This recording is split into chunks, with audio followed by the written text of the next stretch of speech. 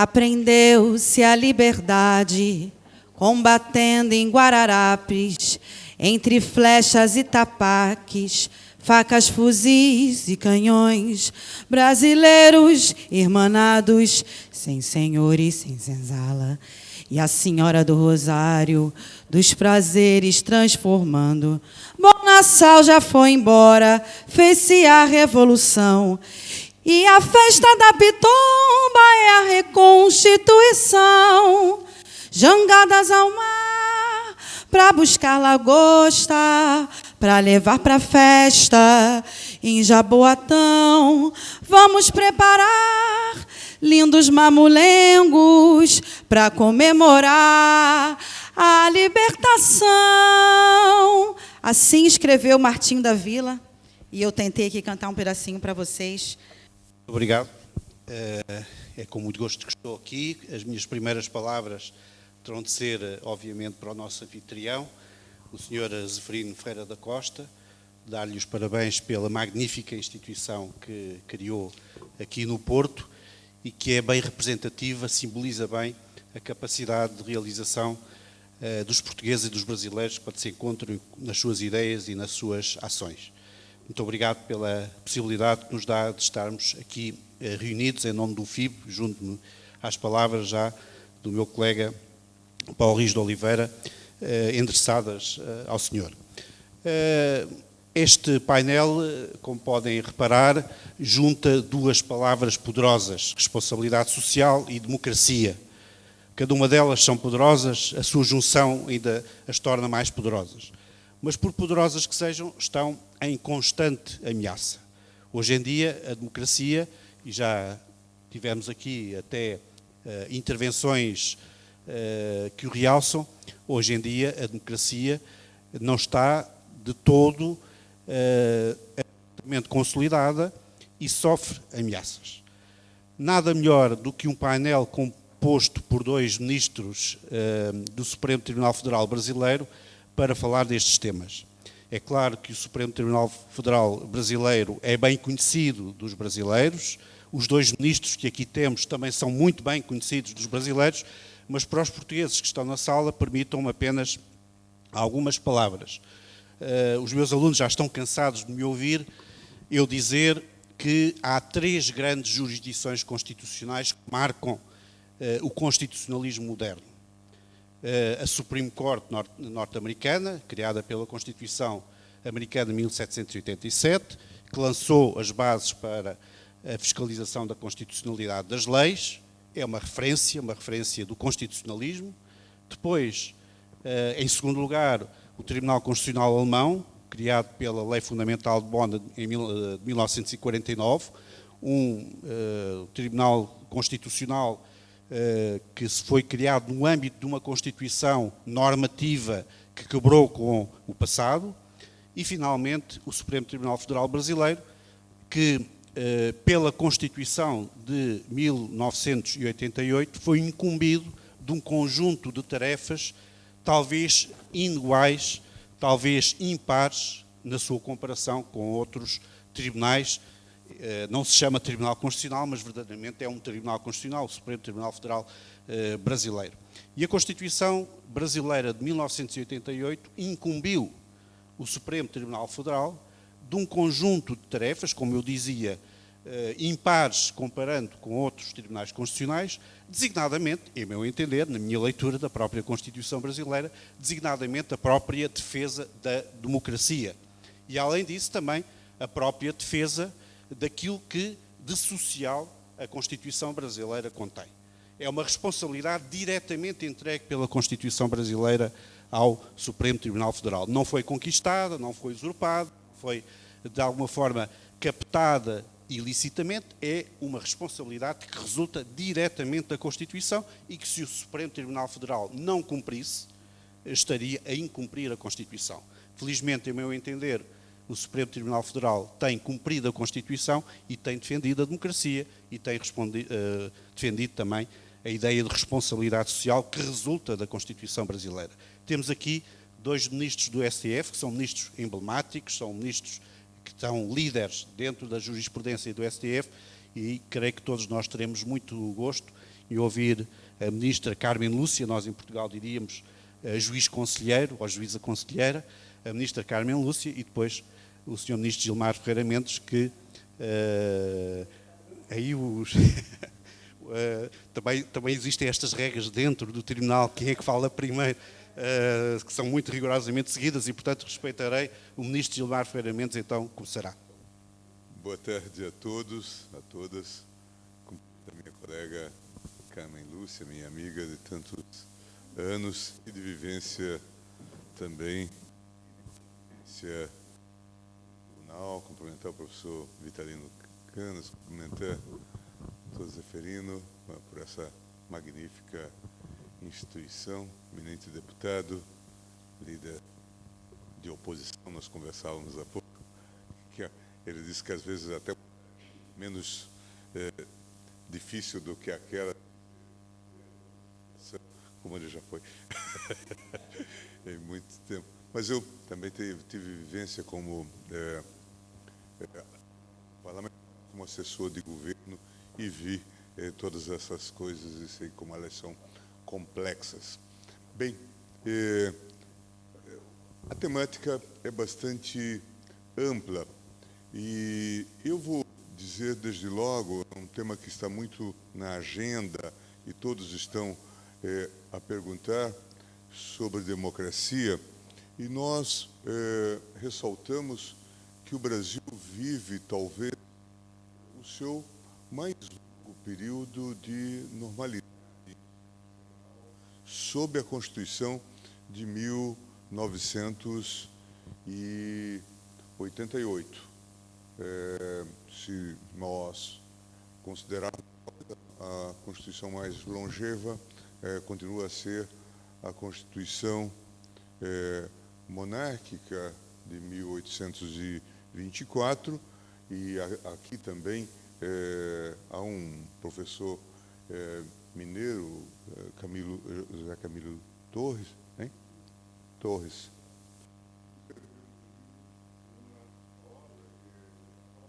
publicada pela sobre a democracia coroada, falando exatamente do Pedro experiência parlamentar.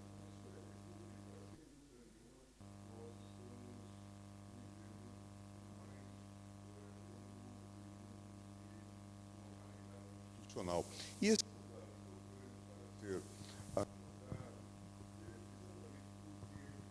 esse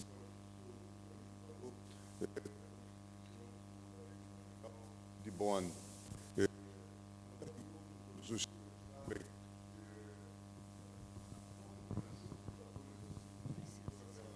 infelicidade que levou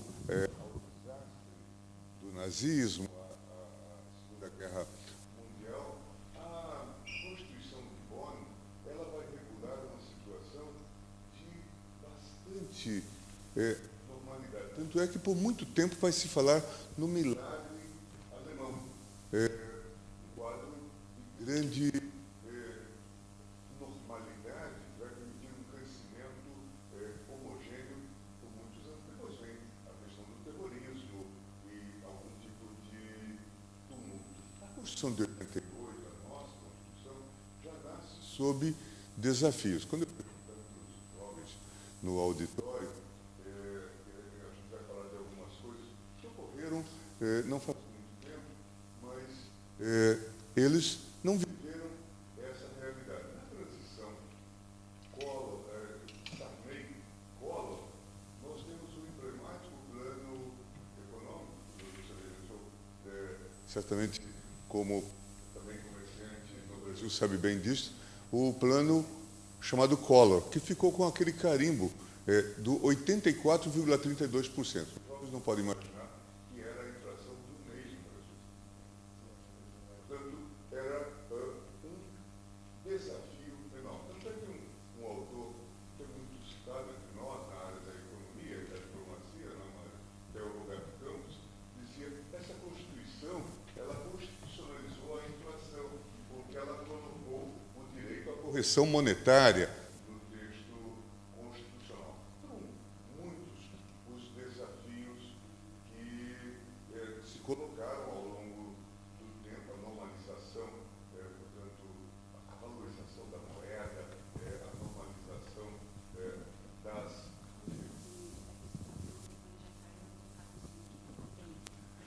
a normalização do quadro de finanças públicas, em suma, e inúmeros os desafios foram colocados e nós fomos cumprindo esse papel, todos aqueles que, de alguma forma, tinham atividades governativas no Legislativo, no Executivo, no Judiciário.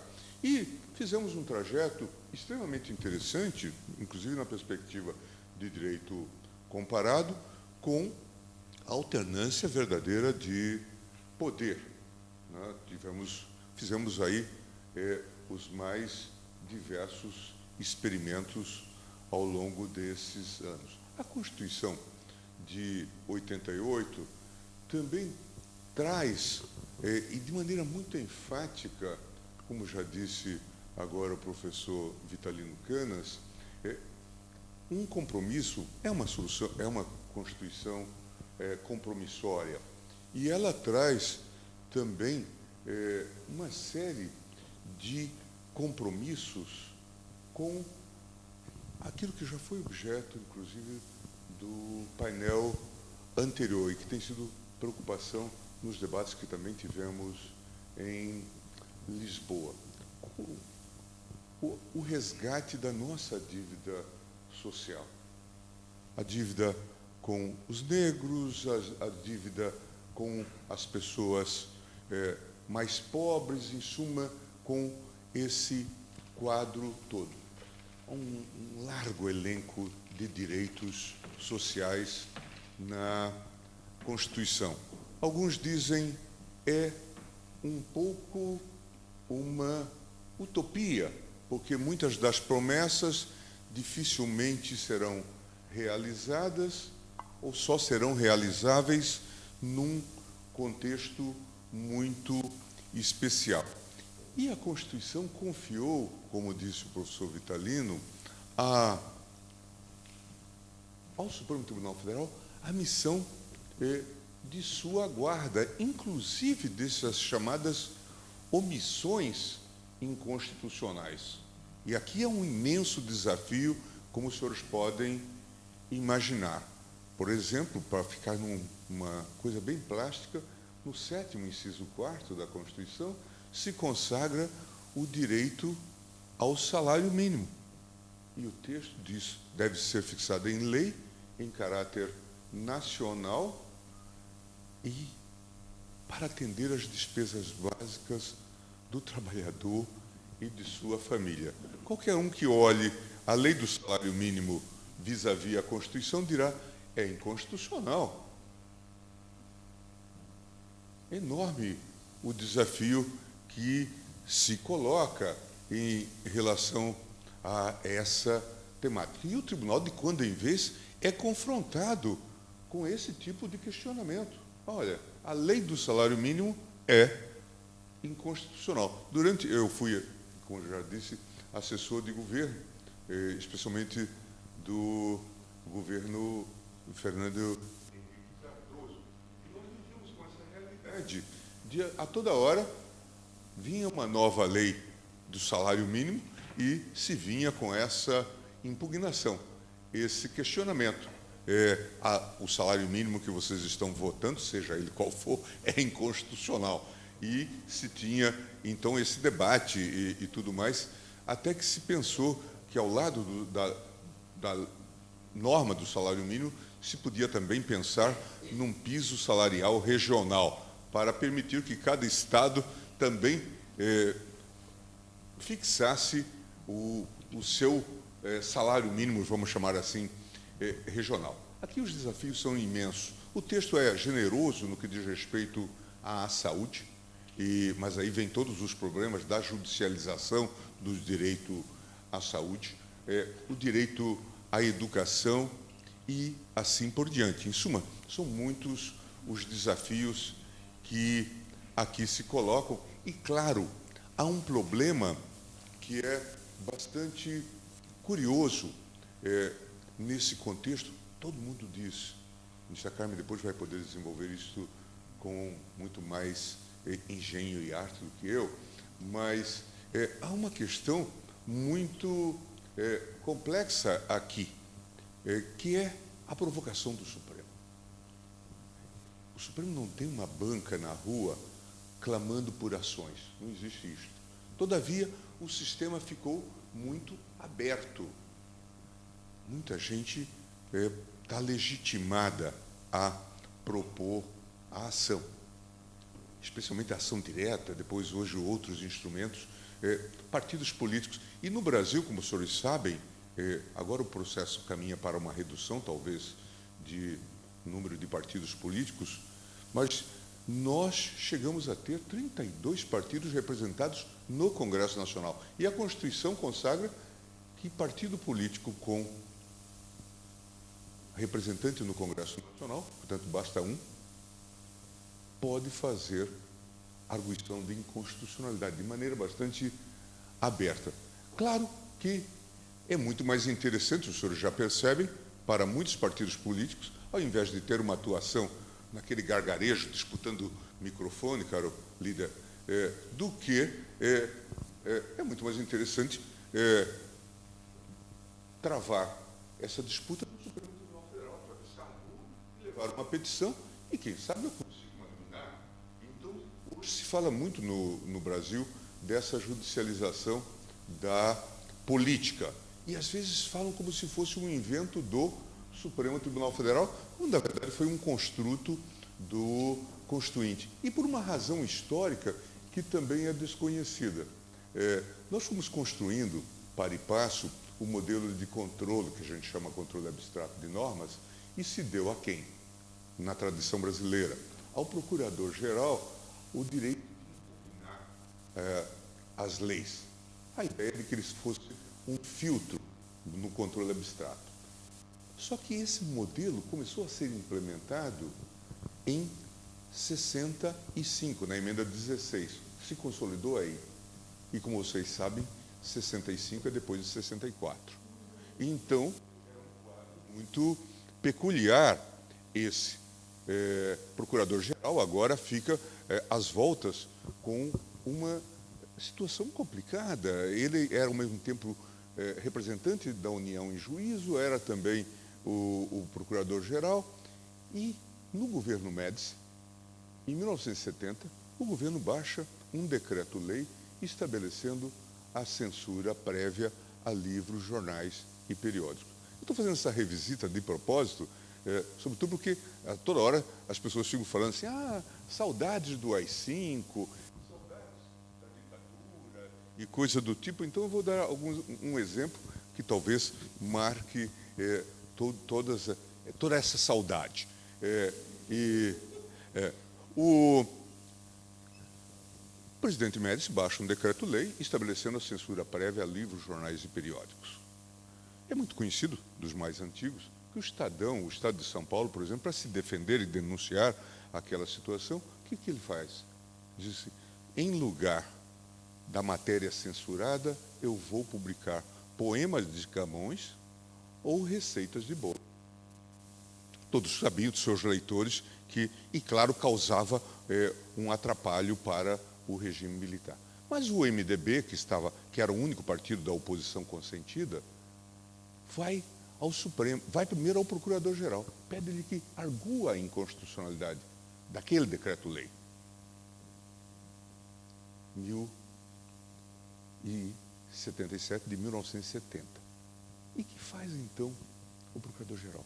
Diz, vou arguir a inconstitucionalidade, vou arquivar. O que faz o MDB? Reclamação para o Supremo. Para quê? Para dizer que o Procurador-Geral estava usurpando a sua competência. Num dia qualquer, acho que em março de 1971, o Supremo vai discutir isso, essa ação. Estava ou não o Procurador-Geral obrigado a fazer esta ação? E todos no tribunal dizem, não, a iniciativa é do Procurador-Geral, se ele não tomou iniciativa, não precisamos fazer nada. E todos meio confortáveis, numa quadra, veja, 13 de dezembro de 68, nós tínhamos tido o AI-5. Em 69, nós tivemos, depois do episódio da doença do presidente Costa e Silva, nós tivemos de novo o uso do AI-5, agora para reformar a Constituição de 67, a emenda número 1 de 69, com aquele triunvirato militar. Que, aproveitando para a oportunidade, aumenta a composição do tribunal e caça 3 ministros: Vitor Nunes Leal, Hermes Lima e Evandro Lins e Silva. Bom, então era um tribunal atemorizado, estou falando em 69, mas agora em 71 o tribunal está se debruçando sobre essa questão. Todos estavam um pouco com espírito pacífico. O procurador-geral de fato agiu bem ao não agir, ou pelo menos ele que é o autor da ação. Se ele não agiu, ponto final. Levanta-se uma única voz no tribunal: Adalto Lúcio Cardoso, que era insuspeito de ser um insurrecto, de ser um rebelde vis-à-vis ao regime militar. Era da banda de música da UDN, tinha sido presidente da Câmara com Castelo Branco, e por Castelo Branco chegara ao Supremo Tribunal Federal. Ele disse: não concordo com isso. Eu acho que o Procurador-Geral errou ao não trazer essa questão ao Supremo. Ele não tinha esse direito, se louvando em precedentes anteriores da antiga representação interventiva. E aí ficou aquela comoção, aquele sentimento. Era um momento muito tenso. Certamente se podia ver o temor, não é? Bom, o tribunal quase fora fechado, sofreram uma intervenção e tudo mais, e agora essa polêmica, ninguém desejava essa polêmica. Bom, ele sustenta, alguns colegas diziam: fique tranquilo, o procurador-geral não arguiu, mas alguém da imprensa que vai sofrer a censura vai arguir perante o juiz de primeiro grau. Aí com aquela verve, Adalto diz assim: se a gente está aqui no tribunal um tanto quanto amedrontado, qual é o estado do juiz de primeiro grau que vai ter que... Bom, o resultado é que ele perde, o voto vencido, e anuncia naquele momento que ele estava deixando o tribunal. Todo dia a gente vê alguém sair infeliz do tribunal, né, voto vencido, etc., irritado, mas felizmente ou infelizmente não desiste do tribunal, né? Mas este é um caso singular. Ele simplesmente diz: agora encerrou o meu tempo. E criou um grande impasse político. Todo mundo passou a discutir essa questão. O procurador-geral está obrigado ou não está obrigado? Quando veio a Constituição de 88, colocou-se tudo no texto constitucional, uma grande abertura, hoje difícil de ser revista. Eu cheguei à universidade em 1975 e lá só se falava nessa questão. O procurador-geral está obrigado, não está obrigado. Então o Brasil acabou fazendo essa grande abertura e essa grande confiança em relação a essa grande demonstração de confiança em relação ao judiciário. Mas eu vou encerrar diante da hora e da importância que nós ouvimos da ministra Carmen Lúcia, um outro aspecto que me parece relevante. O tribunal tem discutido muito, como eu disse no início, as questões, por exemplo, de direitos sociais, aquilo que nós chamamos de direitos de caráter positivo. Nós mesmos decidimos, no mandado de injunção, a questão, por exemplo, da chamada renda básica, mandando que o governo encontrasse meios e modos de fazer o pagamento, cumprindo a lei e fixando o critério de concessão desse benefício. Nós enfrentamos, como os senhores sabem, a pandemia, num quadro extremamente confuso e ainda não tratado pelos historiadores, certamente vai ser tratado no futuro, tem que se juntar todas essas peças. Acho que fundamentalmente uma confusão na governança naquele quadro. O Executivo Federal, talvez apostando na chamada ideia da imunidade de rebanho, não queria limitações nem isolamento social. Estados e municípios que administram a grande rede hospitalar inseguros, tentando implementar essas medidas.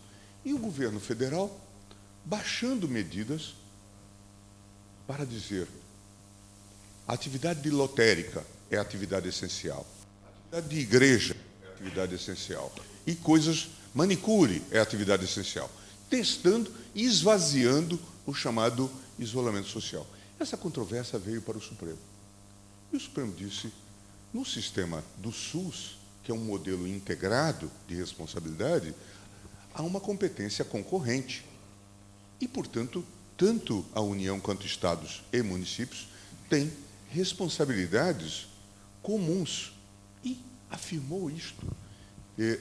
Eu tenho absoluta certeza que, e claro, um governador, quando vinha ao tribunal fazer esse tipo de pedido, ele sabia por quê. Como todos os senhores sabem, a doença levava, o contato com a doença levava a uma contaminação. Alguns ficavam com uma gripezinha, outros eram mais graves, precisavam de um atendimento hospitalar, outros precisavam de um atendimento até de UTI. E esse era o quadro. E eles eram os gestores do sistema. Então, eles pediam que, diante da falta de vacina, que era preciso tratar dessa temática e que eles precisavam de ter competência para isso. Bom, nós afirmamos que estados e municípios tinham competência comum e demos a eles esse reconhecimento, o que é causa de muita irritação. Muitos no governo federal nos acusam de termos tumultuado o plano de saúde do governo federal, que até agora não foi revelado qual era. Bom, mas uma situação, nós enfrentamos isso de maneira muito corajosa e, claro, com grande responsabilidade. Eu estou certo que não fora essa ação do tribunal, muito provavelmente o Brasil não teria tido apenas eu digo só, grifando, 670 mil mortes, são muitos mortos. Toda a família brasileira tem alguém que faleceu nesse contexto, é muito chocante. Mas muitos dizem que nós teríamos chegado, talvez, a mais de 1 milhão de mortos, não fora essa ação.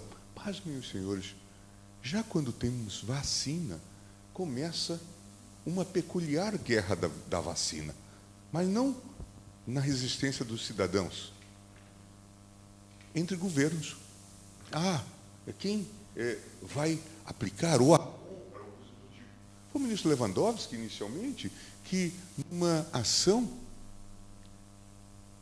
disse: é preciso que haja um plano de imunização. E deu prazo ao governo para iniciar o processo de aquisição, compra e aplicação da vacina. Mais um dado para os senhores entenderem, então, todo esse imbróglio que, às vezes, envolve o governo. Mas agora eu já encerro, e envolve o Supremo Tribunal Federal. Durante a pandemia, aparece também a necessidade de se fazer um auxílio emergencial, atingir as pessoas que estavam carentes. E aí, de novo, um dado curioso já foi aqui mostrado. O governo faz o esforço que podia fazer com os cadastros que tinha para distribuir recursos. Mas começam a aparecer pessoas que eram carentes, estavam numa situação de miséria, tinham perdido emprego, mas não apareciam nos cadastros governamentais. A mídia timbrou de chamá-los de os invisíveis.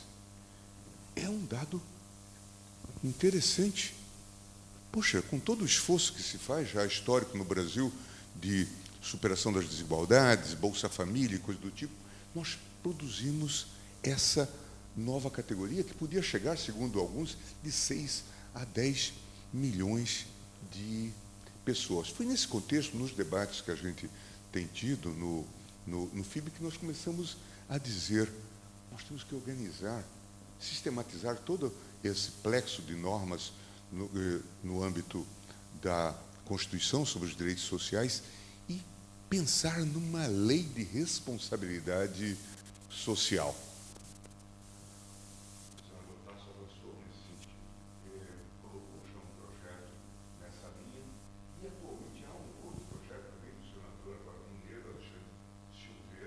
Propondo que se sistematize essa ideia de responsabilidade social, que o país possa discutir e sistematizar e, de alguma forma, organizar a superação desse quadro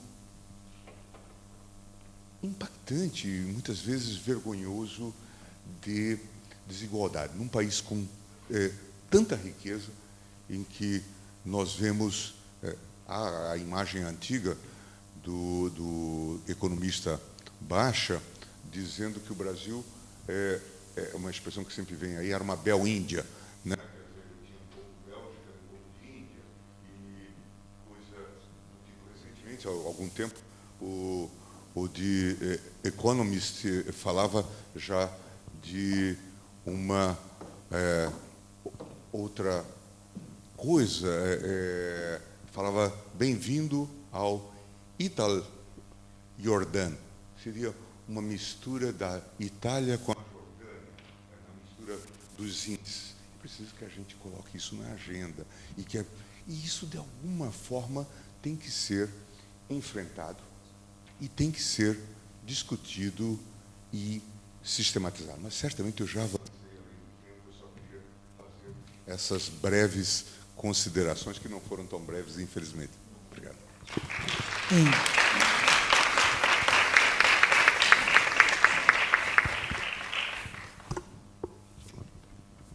Boa noite a todos.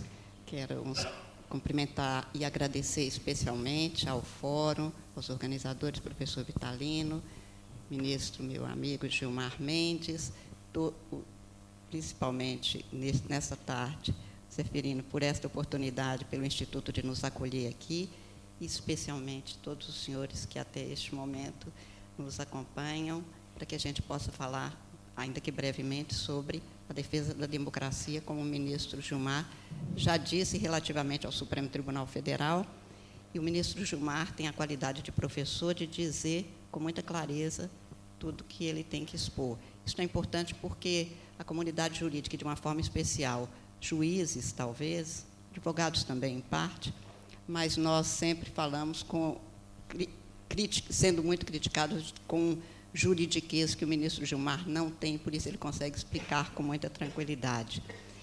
O direito é feito para o cidadão, o direito constitucional é feito para o cidadão, então ter pessoas que expõem com a clareza do ministro Gilmar, que é próprio de qualquer professor, facilita muito.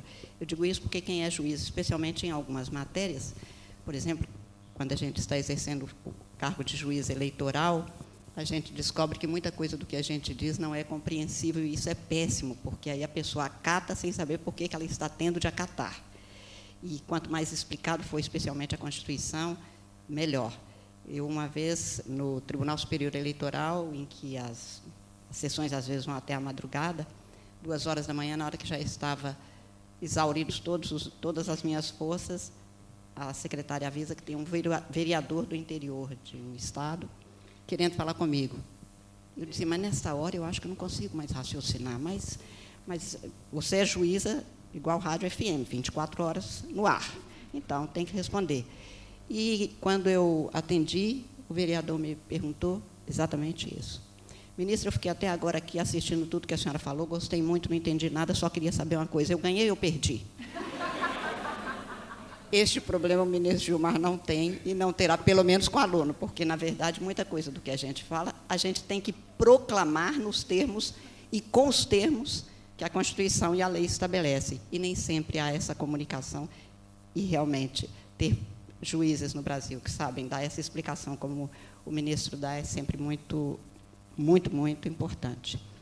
Eu queria expor as minhas observações, professor Vitalino, especialmente em 3 itens sobre a defesa da democracia e o papel que me parece o desafio do momento.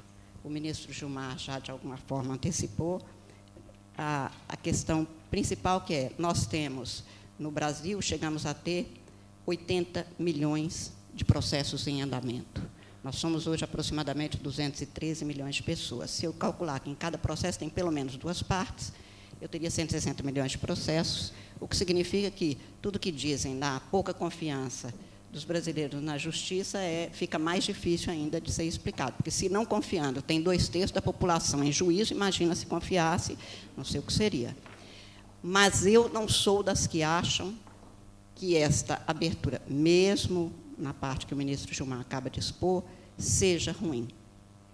Eu acho que é um dado civilizatório, democrático do constitucionalismo, entregar a cada cidadão direitos constitucionais e dizer a ele, se for ameaçado ou lesado, como está no inciso 35 da Constituição, você tem direito e terá o direito a ter um juiz que examina, julga e diz se você tem direito ou não. Quer dizer, o direito de ter direitos, o Norberto Bobbio dizia no final dos anos 80, do século passado, é o direito de você poder chegar a ter direitos e saber que esse direito vai ser efetivo. Quer dizer, o direito posto na norma, direito prateleira, acabou, morreu.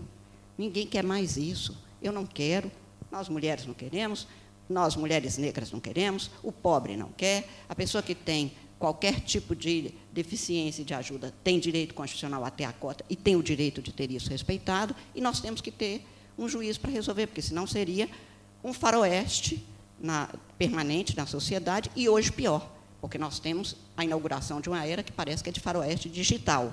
Ninguém sabe o que diz, ninguém sabe como fala, e nós temos realmente grandes desafios.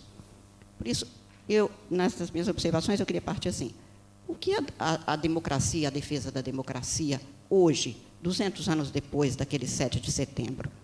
E antes de iniciar exatamente este ponto, e o segundo seria exatamente como está na Constituição, esse conjunto de direitos que precisa, eu acho, ser devidamente resguardado, e na condição de cidadã eu quero que seja, conquistamos, temos direito a ter direitos, e esse direito tem que ser devidamente respeitado. Eu, antes disso, queria só lembrar que nossos desafios, talvez, não sejam inéditos. Alguns são perguntas novas para as quais não temos respostas, porque nós temos uma tecnologia, um conhecimento que chegou até aqui introduzindo dados na nossa vida, na sociedade, que realmente põem questões novas. Mas, hoje é 7 de setembro, eu acho que nós temos mais que comemorar, no caso brasileiro, nós temos que rememorar para resgatar qual foi a história, o que aconteceu, o que nós vivemos, isto que o painel anterior disse. Eu quero que Dona Bárbara de Alencar seja lembrada por tudo que fez, eu quero que Dona Hipólita Jacinta, mencionada pela Carla, seja lembrada porque lutou e porque nós fomos invisibilizadas pela história, que nos excluiu, como excluiu os negros, como excluiu os que foram escravizados, libertos, mas não libertados. Eu quero que isto tudo seja devidamente conhecido, com seus devidos fatos, com todos os pontos, para que a gente seja capaz de reconhecer, ver o que deu errado, por que deu errado, e como a gente inventa o presente para deixar para os que vierem depois de nós a capacidade de construir um futuro muito melhor para todo mundo. Então, nessa perspectiva, eu lembro o 7 de setembro, que é hoje, que para mim é uma data que precisa de ser objeto, e por isso os meus agradecimentos foram tão especiais, e tenha certeza, professor Vitalino, verdadeiros, não são de retórica, nem por obrigação protocolar, por abrir esse espaço para que a gente pudesse conversar sobre esses dados e lembrar de tudo isso, porque é preciso que haja realmente essa restauração de dados históricos para a gente ter um quadro completo a partir do qual a gente possa viver. Isso se dá na vida da gente, na vida pessoal, não dá para ficar tamponando situações que aconteceram. Lembre-se para poder esquecer depois e continuar a sua vida. No plano político, acho que também é assim, a história tem que cumprir para mim este papel.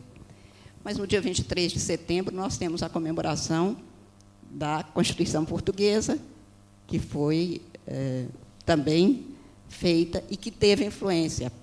Eu trago aqui um dado que sempre me chama a atenção, apesar de, no ano subsequente, ela ter sofrido um revés no sentido do juramento. Mas a gente fica achando que o nosso é o problema maior do mundo porque é o atual. Esta Constituição, ou este texto, foi jurado, chegou a ser jurado e depois retirado, mas ele tem dados que até hoje são de extrema importância, como dos direitos e deveres individuais dos portugueses, que começava o texto. primeira Constituição brasileira de 1824, começa com o Estado, e isso se segue nas constituições subsequentes, que são muito comuns em todo o mundo. O ser humano só vem depois. Só a Constituição de 1988 reintroduziu isso no constitucionalismo brasileiro com enorme importância. Por quê? A gente chama de topografia normativa, quer dizer, o local onde uma norma é posta num texto constitucional, no sistema, tem importância para dizer o que é essencial, prioritário e preferencial para ela. E estes dados são importantes.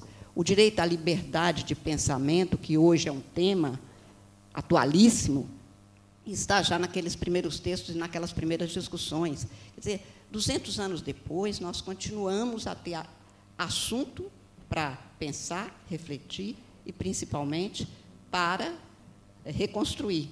E isso, para mim, tem, então, uma importância grande para estes espaços de debate, de conversas, de reflexão, para que a gente, então, aprenda e reaprenda com o que nós vivemos e temos a viver. No caso brasileiro, quando a gente fala de defesa da democracia, ou no caso do mundo, o professor Vitalino já pôs, vivemos um momento em que, se for olhar em vários espaços, o professor Jorge Caldeira citou, felizmente não em Portugal, que acaba sendo um modelo a ser seguido, mas em vários espaços no mundo, o germe, o vírus da autocracia, da tirania, brota de novo. Há poucos dias atrás, um jornalista me perguntava se, apesar de tudo que a gente vive no Brasil, de indas, o ministro Gilmar acaba de lembrar, essa Constituição está em vigor, daqui a um mês, praticamente, nós vamos fazer 34 anos de estarmos vivendo com ela funcionando, com todas as mudanças, com todas as reformas, com todas as emendas, mas estamos vivendo sob a égide de uma Constituição. Até então, não precisava nem se mudar a Constituição para se descumpri-la. Agora, emenda-se com a frequência exagerada, na minha compreensão, mas isso é de competência do Congresso Nacional, não é do Supremo, mas estamos vivendo sob a égide de uma Constituição, sendo aplicada uma Constituição e o Supremo Tribunal Federal e o Poder Judiciário de uma forma genérica, mas o Supremo, nos termos do artigo 102 da Constituição, a função precípua de guarda da Constituição. Não é fácil, não é simples, mas eu parto sempre de alguns princípios. O primeiro dele é que, na minha compreensão cívica e profissional, democracia é um direito fundamental de todo mundo, porque o direito existe para que as pessoas possam ser livres e, na sua liberdade, poder cumprir a sua vocação, a sua potencialidade para se realizar e colaborar com a humanidade. Não há outro regime que permita o exercício da liberdade. Então, eu falar de liberdade ou falar de igualdade e não ter o espaço democrático no qual eu possa construir essa liberdade ou exercer essa liberdade, parece-me certo que seria um engodo constitucional ou uma impossibilidade constitucionalmente criada. Então, primeiro que, para mim, o primeiro dos direitos, ou um dos direitos fundamentais, é o direito à democracia, e não por acaso, no caso brasileiro, nós temos no artigo 1º, a República Federativa do Brasil, formada pela União Indissolúvel de Estados, Distritos Federais e Municípios, constitui-se em Estado democrático de direito. Isto é norma. Constituição não é aviso, não é proposta, não é conselho, não é sugestão, é lei. E a lei fundamental. E lá está que isso é um Estado democrático. E os princípios da democracia também estão postos de maneira expressa. A soberania popular. O poder é do povo. Portanto, quando essa Constituição foi construída e para se reconstruí-la, é preciso que se faça nos termos do que o próprio povo escolheu. Quando se diz que tem que se fazer eleições periódicas no sentido republicano e democrático e garantir que seja devidamente cumprido o resultado, assim é, porque a Constituição assim quer e a quem a faça valer. E isso é direito de todo mundo.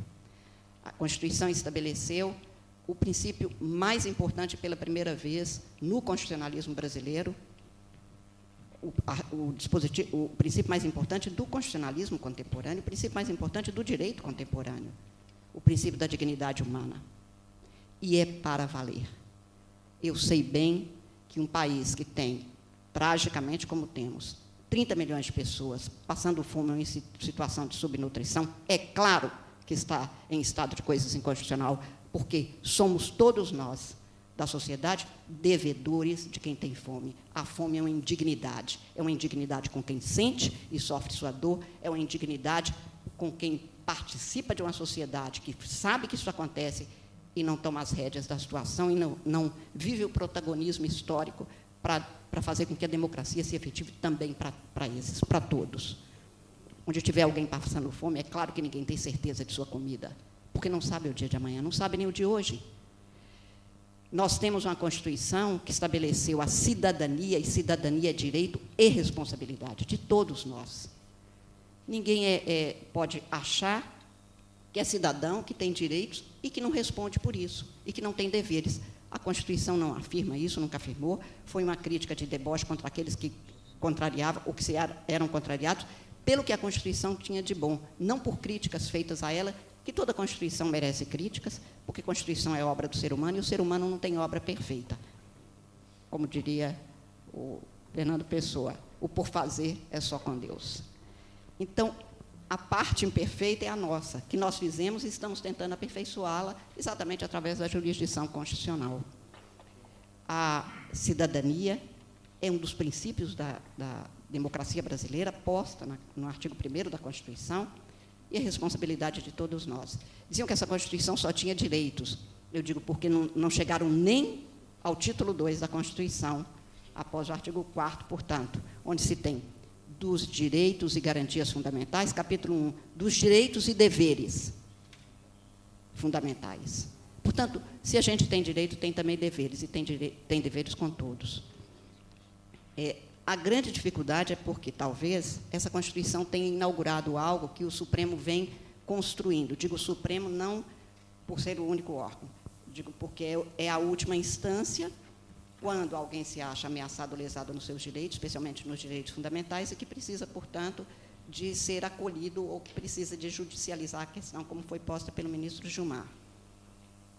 A Constituição veio trazer, naquele final de século XX, em Portugal, na Espanha, no Brasil também, um constitucionalismo que fala da liberdade, mas no sentido libertador. A Constituição garante a libertação, a ação no sentido de uma liberdade transformadora, porque é isso que nós somos como humanos. A gente vai expandindo nossos espaços de liberdade desde que nasce. No berço, depois no canto da casa, depois sai de casa, depois atravessa a rua, atravessa o mundo, atravessa a vida.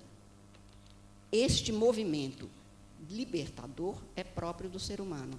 A Constituição propiciou isto no plano político para todos, porque quem tinha dinheiro para pagar o médico, o ministro Gilmar acaba de lembrar, nesses trágicos últimos anos da pandemia, quem podia tratar, se tratava. E quem não pudesse, se a gente não tivesse o sistema SUS que nós temos, devidamente garantido e mantidos por uma sociedade que acredita no sistema, nós não teríamos, talvez, o resultado, que já é trágico, que nós tivemos por ausência, por omissões, sim, de autoridades públicas. Em tudo isso, portanto, nós temos, ao lado disso, um outro momento. Porque, como a libertação é dinâmica, como a igualação, quem é igual é igual. As pessoas que estejam num determinado patamar estão na mesma faculdade, nas mesmas condições, porque tem as possibilidades de acatar isso. E o menino que sonha em ser médico e que nunca chegou nem ao final do 1º grau. Nós temos que ter uma sociedade, portanto, quando se fala, a Débora Tomé falou na inclusão, eu falo na igualação. Na ação pela igualdade, que é permanente, não se transforma de uma hora para outra, mas nós temos 500 anos em que nós estamos esperando a transformação que só nós mesmos podemos fazer. Quando, portanto, um cidadão procura o Poder Judiciário, eu vejo duas coisas. Primeiro, ele sabe que tem direitos. Essa é uma mudança grande no Brasil, professor Vitalino, porque eu sou de uma geração, como o ministro Gilmar, embora ele ache que ele é um jovem e eu sou uma centenária, mas é porque mulheres ficam velhas mais depressa na cabeça dele. Mas, na verdade, eu sou de uma geração que só nós, estudantes de direito, sabíamos de Constituição e onde se comprava, que era na livraria jurídica. A Constituinte 87 e 86, eu digo, se não tivesse feito nada, fez isso. O cidadão brasileiro descobriu que ele tinha Constituição. Pode até não saber com detalhes o que ele tem. Aliás, tem alguns que falam de direito que não estão ainda na Constituição. mas já antecipam e põem. E eu digo, isso é ótimo. Eu já contei 500 mil vezes, o ministro Gilmar já não aguenta mais ouvir isso, mas há uns tantos anos atrás, muitos anos atrás, eu ando com a Constituição porque eu preciso dela como segurança, como bengala moral. E eu tinha deixado a Constituição no banco do carro, e parei numa feirinha. E aí um menino passou e pegou a Constituição, saiu correndo, eu ainda corri atrás, porque a minha Constituição está cheia de anotações. E aí, na hora que ele correu e não peguei, o verdureiro falou assim, a senhora quer que corra atrás desse livro? Não, não tem importância não, às vezes ele lê um dia, não sei. Mas o verdureiro me perguntou, foi a senhora mesma que escreveu? Eu falei, não. Não foi, mas dou graças a Deus, e já estão agora tirando da gente Constituição, porque antigamente, brinquei com ele, se visse uma Constituição, colocavam outra em cima. Agora já estão até tirando, já melhorou muito. Isto para dizer que o brasileiro realmente ele sabe que tem direitos. Ele não sabe detalhar, e isso não é responsabilidade dele, mas ele sabe que tem direitos. Eu sou de uma triste geração que tive ainda professores que diziam que era melhor um mau acordo que uma boa demanda, professor Vitalino. Hoje, o brasileiro quer ou um bom acordo ou uma boa demanda. Melhorou? Mudou? Ele sabe que tem direitos e acredita.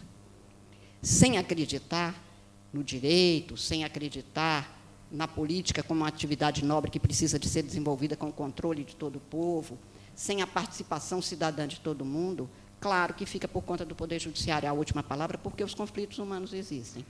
Mas é certo também que o Poder Judiciário brasileiro tem dado respostas. Nós diminuímos um acervo, que quando eu cheguei a 16 anos era de mais de 100 mil processos.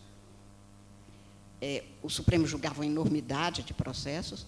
Hoje nós diminuímos isso, estamos com quase 25 mil processos no Supremo, o que assusta enormemente um juiz de um Tribunal Constitucional Europeu, mas que, no nosso caso, que já chegamos a ter 100 mil, realmente diminuímos, e isto é importante por mecanismos que nós fomos criando. A repercussão geral, que foi introduzida, os plenários virtuais, a tecnologia à nossa disposição, portanto, para garantir o devido processo legal, mas com novas técnicas. Nós somos uma sociedade que eu, talvez, terminasse aqui lembrando, que é uma geração de muitos desafios.